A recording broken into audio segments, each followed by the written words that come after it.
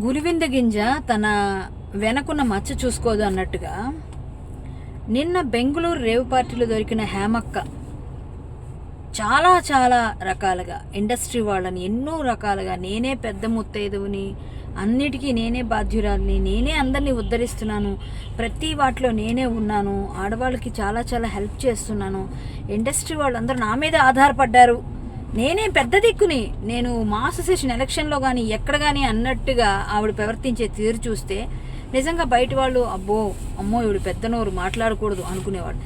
ఎవరిని వదలకుండా పిచ్చి పిచ్చిగా అందరినీ ఏదో విధంగా గొడవలు చేస్తున్న ఆమె చేసినవన్నీ మనం చూసాం.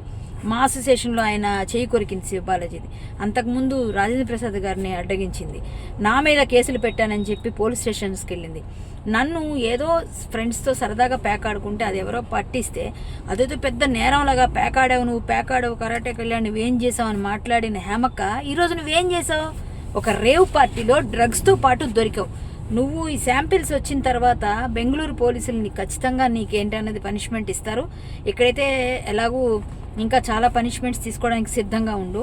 ఎందుకంటే ఒక మనిషికి ఒక మాట అనే ముందు కర్మ రిటర్న్స్ అంటారు. ఎప్పుడైనా మనం చేసిందే మనకు తిరిగి వస్తుందని. కాబట్టి ఇక ముందైనా జాగ్రత్తగా నడుచుకో. దేవుడి దయ వల్ల నీకు ఆ డ్రగ్స్తో ఏ సంబంధం లేకుండా, నీకు ఏ శాంపిల్స్లో ఎటువంటి ఇది లేకుండా నువ్వు ఉండాలని నేను మరొక్కసారి దేవుడిని కోరుకుంటున్నాను. Good luck.